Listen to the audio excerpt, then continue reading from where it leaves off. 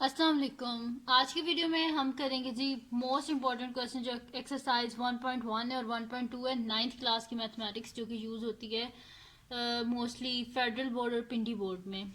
ये Punjab text book board वाली ये नाइन्थ क्लास की मैथमेटिक्स ये वाली जो है ये कारवान बुक हाउस। अच्छा इसकी हम जो है ये यूज़ करेंगे ये जो होती है पंजाब गवर्नमेंट की ये वाली बुक, ठीक है। तो नाइन्थ क्लास की मैथमेटिक्स साइंस ग्रुप की तो ये हम करेंगे आज की जो वीडियो है इसमें। अच्छा मोस्टली मुझे स्टूडेंट्स कह रहे थे कि आप ना नाइन्थ क्लास की बुक जो है वो स्टार्ट करवाएं। तो नाइन्थ क्लास की जो बुक है उसकी तो मतलब कि बहुत ज़्यादा एक्सरसाइजेज हैं। मैं मोस्टली जो है ओ लेवल्स की जो है वो करवा रही हूँ यहाँ पे। बुक्स जो है वो करवा रही हूँ D1 D2 करवा रही हूँ। तो ये जो है फिर काफ़ी सारे स्टूडेंट्स कह रहे थे कि नाइन्थ क्लास की आप करवाएं ना। तो फिर मैंने ये सोचा कि हम क्या कर लेते हैं कि मोस्ट इम्पॉर्टेंट क्वेश्चंस जो है ना नाइन्थ क्लास की बुक के वो हम खाली कर लेते हैं, ठीक है। देखें जब हम मुश्किल जो बीच में से क्वेश्चंस है वो कर लेंगे तो फिर आप इजी क्वेश्चन जो है वो खुद भी कर लेंगे अगर पेपर में आ गए। वैसे मोस्टली मैं आपको वही क्वेश्चंस करवाऊँ क्योंकि मैंने पास्ट पेपर्स काफ़ी सारे देखे हैं तो उनमें यही क्वेश्चंस है जो बार बार आ रहे हैं। तो फिर आज हम करेंगे जो एक्सरसाइज 1.1 और 1.2 के जो मोस्टली पेपर में आते हैं, पिंडी बोर्ड के पेपर में भी और फेडरल बोर्ड के पेपर में जो मोस्टली क्वेश्चन जो हैं वो आपके आते हैं, ठीक है, वही हम करेंगे। तो इससे पहले जो है मैंने एक वीडियो बनाई थी ग्रामर्स रूल पे, तो वो काफ़ी सारे स्टूडेंट्स ने देखी और उसके नीचे ये सारे कमेंट्स थे। उसके 11 के व्यूज़ हैं और मोस्टली उसमें जो है ना स्टूडेंट वो नीचे यही कह रहे हैं कि आप नाइन्थ क्लास की मैथमेटिक्स की बुक करवाएं। ठीक है जी। तो ये हम स्टार्ट करेंगे मोस्ट इंपॉर्टेंट क्वेश्चन आज हम 1.1 और 1.2 के करेंगे इंशाल्लाह। इसी तरह अगर आप लोगों का पॉजिटिव फीडबैक रहा तो फिर आगे 1.3 1.4 में आपको पूरी बुक के इंशाल्लाह जितने भी इंपॉर्टेंट क्वेश्चन है वो सारे करवा दूंगी, ठीक है। तो और अगर अभी तक आपने मेरा चैनल सब्सक्राइब नहीं किया तो उसको सब्सक्राइब कर दीजिए और बेल आइकन को लाजमी प्रेस कीजिएगा ताकि आपको न्यू आने वाली वीडियोस के बारे में पता चल सके। अच्छा अब एक्सरसाइज 1.1 है। इसमें पहला क्वेश्चन जो है जी हमारे पास find the order of following matrices ये आते हैं जो ऑब्जेक्टिव में question. Which of the following matrices are equal, कौन से इक्वल है वो हमने बताने। अच्छा मैं exercise 1.1 chapter 1 complete ninth class का मैं पहले करवा चुकी हूँ, चैप्टर 2 भी कंप्लीट करवा चुकी हूँ। तो अब मैं एक्सरसाइज 1.1 और 1.2 आज की वीडियो में करवाऊंगी ना, तो इनके लिंक मैं आपको डिस्क्रिप्शन में दे दूंगी जहाँ पे मैंने कंप्लीट सॉल्व किए हुए हैं, बताए हुए हैं कि टाइप्स ऑफ मैट्रिसेस वगैरह ये सब कुछ मैं आपको आज जो है ना इसी वीडियो के डिस्क्रिप्शन में मैं आपको दे दूंगी, ठीक है।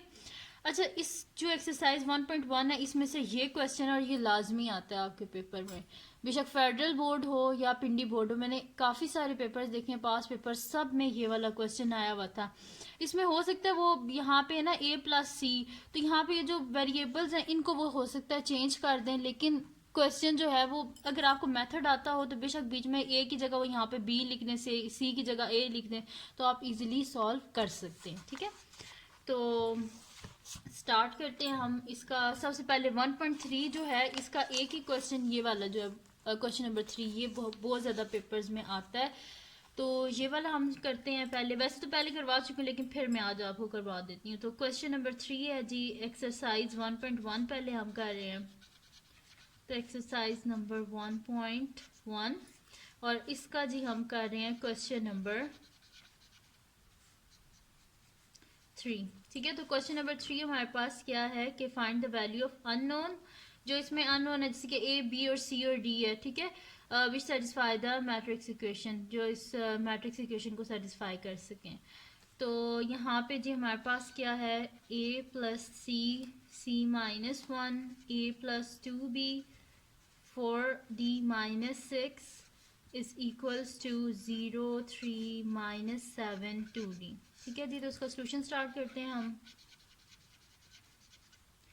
हमारे पास है जी A+C और C-1 A+2B 4D-6 is equals to 0 3 -7 2D। अच्छा अब इन्हें बताया क्या कि ये दोनों मैट्रिसेस आपस में क्या इक्वल हैं। अगर ये दोनों इक्वल हैं तो इसका मतलब है कि जो इसके फर्स्ट जो एलिमेंट यानी कि A+C है वो फिर 0 के इक्वल होगा। सेकंड जो है जो इसकी एंटिटीज बोलते हैं वो सेकंड जो एंटिटी है वो सेकंड के इक्वल है, थर्ड के इक्वल है, फोर्थ के इक्वल है, क्योंकि ये दोनों क्या है इक्वल मैट्रिसेस हैं। यानी कि एक जो इसकी फर्स्ट जो मतलब कि इसके जो एलिमेंट्स हैं वो इसके बिल्कुल इक्वल हैं। तो फिर हम क्या कर लेते हैं, इक्वेशंस बना लेते हैं, हम फिर लिख लेते हैं कि अगर ये दोनों आपस में इक्वल हैं तो उसका क्या मतलब है कि a प्लस सी ज़ीरो के इक्वल होगा। तो मैं यहाँ पे लिख लेती हूँ a plus C equals to zero, और इसको हम बोल देते हैं इक्वेशन 1। फिर सेकंड क्या है, a plus two B is equals to -7, इसको बोल देते हैं इक्वेशन 2। फिर क्या है, c minus one is equals to 3, इसको बोल देते हैं इक्वेशन 3। और 4d minus 6 is equals to 2d। ठीक है, और ये होगी हमारे पास इक्वेशन 4। देखें, a plus C zero, a plus two B -7, c minus one equals to 3, 4d minus 6 is equals to 2d। अब इसको हम क्या कर लेते हैं, अच्छा अब आप देखें फर्स्ट इक्वेशन में देखें तो a प्लस सी दोनों अननोन है, यहाँ से हम किसी की वैल्यू नहीं फाइंड आउट कर सकते। सेकंड इक्वेशन देखें, इसमें भी दोनों अननोन, ना a की वैल्यू पता है ना b की वैल्यू, तो इससे हम कुछ भी आंसर नहीं फाइंड आउट कर सकते। थर्ड इक्वेशन देखें, थर्ड इक्वेशन में क्या है हमारे पास, c minus one is equals to 3। यहाँ पे सिर्फ और सिर्फ एक अननोन है, बाकी दो कांस्टेंट है, यानी कि यहाँ से हम इजीली c की वैल्यू को फाइंड आउट कर सकते हैं। ठीक है, तो मैं यहाँ पे लिख देती हूँ यूजिंग इक्वेशन 3। यूजिंग इक्वेशन 3 हमारे पास क्या है जी, c minus one is equals to 3। हम क्या कर देते हैं, बोथ साइड पे -1 है ना, तो बोथ साइड पे +1 कर देते हैं। c minus one plus one is equals to c plus one. अच्छा, हम मोस्टली बोलते हैं ना कि ये माइनस है, ये इधर जाके प्लस हो गया, वो बेसिकली इधर जाके प्लस नहीं होता, वो हम बोथ साइड पे अगर माइनस है ना तो मैथमेटिक्स में हम क्या करते हैं, बोथ साइड पे फिर ऐड कर देते हैं। अगर माइनस है ना, इसको यहाँ से हम -1 को ख़त्म करना है तो इसके ऑपोजिट से बोथ साइड पे ऐड कर देंगे, यानी कि +1 बोथ साइड पे ऐड कर देंगे। यहाँ पे +1 होता तो बोथ साइड से -1 कर देते। ठीक है जी, तो ये हमारे पास क्या हो जाएगा, -1 और +1 आपस में कट के, तो हमारे पास क्या हो जाएगा, c is equals to 4। Next sheet पे कर लेते हैं हम आगे। तो यहाँ पे हम यहाँ पे लिख लेते हैं जी, हमारे पास आ जाएगा c इज इक्वल्स टू 4। ये आ गया c is equals to 3 plus 1 क्या होता है हमारे पास 4। ठीक है, तो यानी कि फर्स्ट हमारे पास आंसर आ गया, c की वैल्यू हमने फाइंड आउट कर लिया, जो कि हमारे पास क्या आई है, c इज इक्वल्स टू 4। अच्छा, अब हमने क्या करना है कि ये हमने c की वैल्यू तो फाइंड आउट कर ली। अच्छा, इक्वेशन 4 को देखें अगर आप, तो इक्वेशन 4 में भी हमारे पास क्या है, 4d minus 6 is equals to 2d, यानी कि है तो एक ही वेरिएबल ना, यहाँ पे क्या लिखा हुआ है 4d और यहाँ पे लिखा हुआ है हमारे पास 2d, है तो एक ही वेरिएबल, तो इस वजह से हम इक्वेशन 4 को यूज़ करके इजीली हम d की वैल्यू को फाइंड आउट कर सकते हैं। तो मैं यहाँ पे लिखती हूँ using equation 4, using equation 4, 4d minus 6 is equals to 2d। ठीक है जी, अब क्या करते हैं, हम d वाली जो टर्म्स हैं उनको अलहदा कर लेते हैं और जो कांस्टेंट टर्म है इसको हम अलहदा कर लेते हैं। तो यहाँ पे हमारे पास क्या है, 2d है ना, तो सबसे पहले तो अच्छा हम एक काम करते हैं कि -6 है, ये हमें इधर नहीं चाहिए, हम बोथ साइड पे क्या कर देते हैं, +6 कर देते हैं। 4d minus 6 plus 6 is equals to 2d plus 6। ठीक है जी, अब -6 और +6 आपस में कैंसिल आउट, तो हमारे पास क्या हो जाएगा, 4d is equals to 2d plus 6। अब हमें d का आंसर चाहिए, इस वजह से बोथ साइड पे ये जो 2d है ना, तो हम क्या कर देते हैं, बोथ साइड से 2d को माइनस कर देते हैं ताकि ये यहाँ से ख़त्म हो जाए और इस साइड पे आ जाए।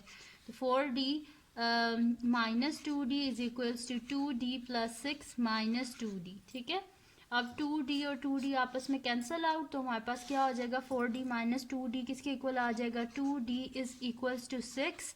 हमें d का आंसर चाहिए, इस वजह से बोथ साइड पे 2 से जो है वो हम डिवाइड करेंगे, तो यहाँ पे 2 और 2 आपस में कैंसिल आउट, 2 1 ज़ा 2, 2 3 ज़ा 6, यानी कि d का आंसर हमारे पास क्या आ गया है, 3 आ गया। सही है जी, तो d का आंसर हमने फाइंड आउट कर लिया, जो कि हमारे पास क्या आया 3। अब दो अननोन की वैल्यू हम फाइंड आउट कर चुके हैं, c की भी वैल्यू हमने फाइंड आउट कर लिया है, d की भी फाइंड आउट कर लिया है। अब पीछे क्या रह गया, a और a और b रह गया। तो हम क्या करते हैं, फर्स्ट इक्वेशन में जब हम डालेंगे ना, सब्सटीट्यूट करेंगे वैल्यू c की, तो हमारे पास ईजिली a की वैल्यू आ जाएगी। तो मैं यहाँ पे लिख देती हूँ यूजिंग इक्वेशन 1, यूजिंग इक्वेशन 1। अच्छा, इक्वेशन 1 क्या है हमारे पास, a plus C equals to 0, a plus c is equals to 0। यहाँ पे हम लिख देते हैं substitute the value of substitute the value of c in equation, इसको जो इक्वेशन 1 है इसमें, ठीक है, substitute the value of c in equation 1। तो यहाँ पे क्या हो जाएगा, a प्लस सी की जगह लिख देते हैं 4 इज इक्वल टू 0। अब यहाँ पे हमें ये 4 नहीं चाहिए, तो जैसे बोथ साइड से क्या कर देते हैं, 4 को माइनस कर देते हैं। तो हमारे पास क्या हो जाएगा, 4 माइनस 4 कट के, तो a is equals to 0 minus 4 हमारे पास क्या होता है, -4। ठीक है जी। तो यहाँ पे आ गई हमारे पास सी, a की भी वैल्यू, अब सिर्फ a का अननोन रह गया। ए भी फाइंड आउट कर लिया है हमने, जो है सी को भी फाइंड आउट कर लिया है, डी को भी फाइंड आउट कर लिया है। तो अब सिर्फ हमारे पास पीछे बी रह गया। तो हम क्या करते हैं, इक्वेशन 2 जो है इसको यूज़ करते हैं। तो मैं यहाँ पे लिख देती हूँ यूजिंग इक्वेशन 2। तो इक्वेशन 2 को यूज़ करके हम यहाँ से क्या कर लेंगे, इजीली बी की वैल्यू को फाइंड आउट कर लेंगे। तो मैं यहाँ पे लिख देती हूँ यूजिंग इक्वेशन 2। हमारे पास क्या है, a plus 2b is equals to -7। अब यहाँ पे हमारे पास क्या है, a की वैल्यू हमने क्या फाइंड आउट की थी, a इज इक्वल्स टू -4। तो हम क्या कर देते हैं, substitute the value of a in equation 2। तो मैं यहाँ पे लिख देती हूँ substitute the value of, substitute the value of a in equation 2। ठीक है, इक्वेशन 2 में हम क्या कर देते हैं, सब्सटीट्यूट कर देते हैं। तो ये हमारे पास क्या है कि a प्लस 2b, तो a की जगह हम उसकी वैल्यू लिख देते हैं, जो कि हमारे पास क्या आई है, -4 आई थी। ये मैंने अभी आपको दिखाया भी था, -4। तो यहाँ पे हम लिख देते हैं कि -4 plus 2b is equals to -7। -4 है तो हम क्या कर देंगे, बोथ साइड पे +4 कर देंगे। तो हमारे पास क्या हो जाएगा कि -4 और +4 आपस में कैंसिल आउट। तो हमारे पास क्या आ जाएगा, 2b is equals to 4 -7 + 4 plus minus 7 में से 4 गए 3 आ जाते हैं, और बड़ी टर्म के साथ माइनस है जैसे -3। अब बोथ साइड पे हम 2 से डिवाइड कर देते हैं क्योंकि हमें b का आंसर चाहिए। तो ये आपस में कैंसिल आउट। तो b इज इक्वल्स टू -3/2। ठीक है जी। तो यही हमने फाइंड आउट करना था, a b c और d की वैल्यू। तो ये हमने फाइंड आउट कर ली हैं, जो कि हमारे पास आई हैं कि a is equals to -4, b की अभी हमने -3/2 फाइंड आउट की है, और हमारे पास आई है c की वैल्यू 4 आई है और d की वैल्यू 3 आई है। अब बेशक आप इसको इन इक्वेशन में सब्सटीट्यूट भी करके देख लें। तो a की वैल्यू क्या थी, -4, और c की वैल्यू क्या थी हमारे पास, +4। तो -4 + 4 क्या होता है, 0। इसी तरह हमारे पास क्या था कि यहाँ पे a की वैल्यू -4 प्लस 2b है, तो b की वैल्यू क्या थी, -3/2। तो यहाँ पे माइनस हो जाना था, साइन 2 और 2 कैंसिल, -4 और -3 क्या होता है, -7। इस तरह ये सारे आप करके देखना, ये सेटिस्फाई करेगा ये जो वैल्यूज़ हैं। ठीक है, अब करते हैं जी हम नेक्स्ट एक्सरसाइज देखते हैं। तो नेक्स्ट एक्सरसाइज जो है वो हमारे पास आती है, ये बीच में टाइप्स ऑफ मैट्रिसेस है, ये मैं वीडियो जो है उसका लिंक डिस्क्रिप्शन में दे दूंगी, आप वहाँ से देख लीजिएगा। अच्छा, अब एक्सरसाइज 1.2 है। तो एक्सरसाइज 1.2 का ये सारा वही है जो आप टाइप्स ऑफ मैट्रिसेस की मैं वीडियो आपको डिस्क्रिप्शन में दूंगी ना, जिस वीडियो का लिंक, अगर आप उसको सही से देखेंगे तो ये इजीली ये सारे क्वेश्चन किस ऑब्जेक्टिव में आते हैं। ठीक है, ये सब्जेक्टिव में नहीं आते। अच्छा, इसमें भी नेगेटिव ऑफ मैट्रिसेस फाइंड करना होता है, ये भी ऑब्जेक्टिव में ही आता है। फिर आपसे पूछ लेते हैं कि इसका नेगेटिव ऑफ मैट्रिक्स क्या हो जाता है। अच्छा, अब इसमें जो एक क्वेश्चन है कि वैसे तो हमेशा नहीं होता कि वो आता, लेकिन कभी कभार इस एक्सरसाइज में से एक ही क्वेश्चन है कि जो आता है, जो कि हमारे पास क्या होता है, ये वाला, इसका सेकंड पार्ट, ए पार्ट आ जाता है या सेकंड पार्ट आ जाता है। मोस्टली ये वाला आया हुआ, b transpose whole transpose equals to b, ये जो है कभी कभार आ जाता है पेपर में। ठीक है, तो ये मैं आपको करवा देती हूँ, इससे आपको पता भी चल जाएगा कि ट्रांसपोज लेते किस तरह। ठीक है, तो यहाँ पे जी मैं लिख देती हूँ, क्वेश्चन है मेरे पास, एक्सरसाइज अब है 1.2।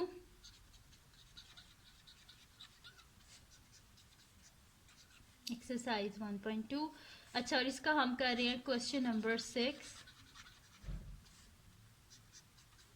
क्वेश्चन नंबर 6 का पार्ट 2 कर रहे हैं। ठीक है, इसका ए पार्ट आपको ट्राई कीजिएगा, और इसके बाकी रिमेनिंग जो क्वेश्चन है उनका लिंक मैं डिस्क्रिप्शन में दे दूंगी।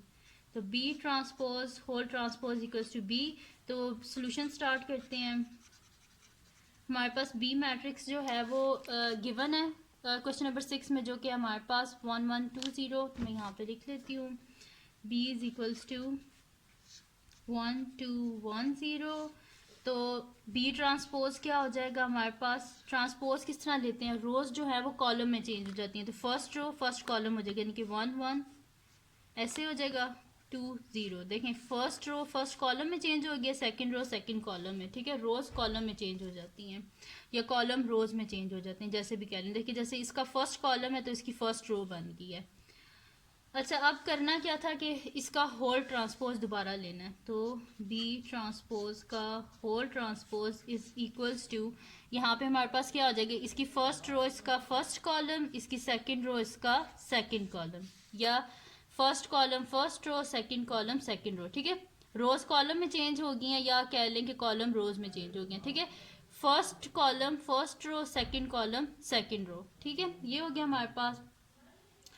आप क्या करना है हमने कि वो कह रहे थे कि आप ये बताएं कि बी ट्रांसपोज का होल ट्रांसपोज हमारे पास बी के इक्वली होता है। तो अगर बी को आप गौर से देखें तो बी का जो फर्स्ट रो है उसमें क्या है 1 1, तो इधर भी 1 1 है। सेकंड रो में क्या है 2 0, तो इधर भी 2 0 है। तो हम लिख सकते हैं कि b transpose whole transpose is equals to b proof, ठीक है जी। तो ये हो गया हमारे पास एक्सरसाइज 1.1 और 1.2 के इंपॉर्टेंट क्वेश्चन जो कि पेपर में आते हैं। तो अगर ये वीडियो आपको पसंद आई हो तो इसको लाइक कीजिएगा, मेरे चैनल को सब्सक्राइब कीजिएगा और बेल आइकन को लाजमी प्रेस कर दीजिएगा ताकि आपको न्यू आने वाली वीडियोस के बारे में पता चल सके। और अपने फ्रेंड्स के साथ भी इस वीडियो को शेयर कीजिएगा और उनको बोलेगा सब्सक्राइब कर दें। और दुआओं में याद रखिएगा। अल्लाह हाफिज़।